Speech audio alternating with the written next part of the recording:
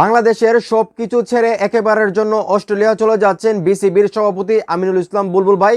উনি নাকি অস্ট্রেলিয়া থেকে আর বাংলাদেশে রিটার্ন আসবেন না, এমনটাই কিন্তু বলা হচ্ছে। বাংলাদেশের বড় বড় গণমাধ্যম কর্মীরা এমনটাই কিন্তু নিউজ করতেছেন, যেখানে বলা হচ্ছে আমিনুল ইসলাম বুলবুল ভাই সবসময় রিটার্ন টিকিট নিয়ে অস্ট্রেলিয়া যায়। আজকে যে উনি অস্ট্রেলিয়া যাচ্ছেন রিটার্ন টিকিট ছাড়াই যাচ্ছেন। আমরা সবাই জানি শনিবারে আসলে বাংলাদেশের সাধারণ মানুষ একটা নিউজ পায় যে বাংলাদেশকে টি-20 বিশ্বকাপ থেকে আসলে বাদ দেওয়া হয়েছে। বাংলাদেশের জায়গায় টি-20 বিশ্বকাপ খেলবে স্কটল্যান্ড। তো আজকে রবিবার কিন্তু আরও একটা নিউজ ভাইরাল হয়, যেখানে বলা হচ্ছে আমিনুল ইসলাম বুলবুল ভাই সব কিছু ছেড়ে উনি রিটার্ন টিকিট ছাড়া উনি অস্ট্রেলিয়ার উদ্দেশ্যে রওনা দিয়েছেন। তো এটা নিয়ে কিন্তু অনেকেই নিউজ করতেছেন এবং বলতেছেন যে বুলবুল ভাই হয়তোবা আর বাংলাদেশে আসবেন না। আর যেহেতু সামনে নির্বাচন, সবকিছু মিলিয়ে হয়তোবা বুলবুল ভাই নাও আসতে পারে বাংলাদেশে, এমনটাই ধারণা করা হচ্ছে।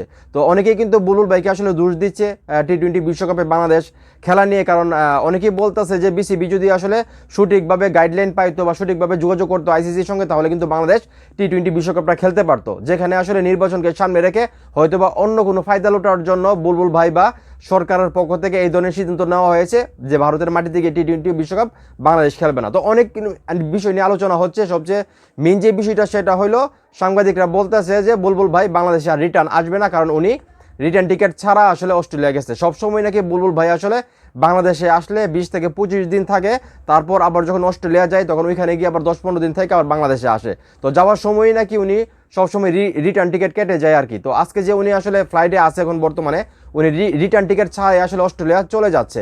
তো এইটা নিয়ে অনেকেই সন্দেহ করতেছে বা অনেকেই এটা নিয়ে নিউজ করতেছে যে বুলবুল ভাই হয়তো বিসিবির যে কার্যক্রম আছে সব কিছু স্থগিত করে বা উনি হয়তো বা সব কিছু ছেড়ে একেবারের জন্য অস্ট্রেলিয়া চলে যাচ্ছে। হয়তো বা উনি আর বাংলাদেশে আসবে না, নির্বাচনের পর হয়তো বা কোনো কিছু অবস্থা ভালো দেখলে হয়তো বা আসবে। তো এখন এই মুহূর্তে যারা আমার এই ভিডিও দেখতেছেন, এই যে গণমাধ্যম কর্মীরা বিশেষ করে বড় বড় ক্রীড়া সাংবাদিকরা, যার মধ্যে রিয়াসাত আজিম ভাইও আছে, তারা যে নিউজ করতেছে যে বুলবুল ভাই আসলে একেবারের জন্য অস্ট্রেলিয়া চলে যাচ্ছেন, উনি আর হয়তো বা বাংলাদেশে আসবেন না, এই কথাটার মধ্যে কতটা সত্যতা আছে? আপনারা কি মনে করেন যে বুলবুল ভাই হয়তো বা বাংলাদেশ থেকে একেবারেই চলে গেছে, নাকি আপনারা মনে করেন যে বুলবুল ভাই হয়তো বা কয়েকদিনের ভিতরেই বাংলাদেশে ফিরে আসবে? আপনাদের চিন্তা ভাবনা কি, আপনারা কি মনে করেন সেটা অবশ্যই কমেন্ট করে জানাবেন। ভিডিওটা ভালো লাগলে অবশ্যই শেয়ার করবেন।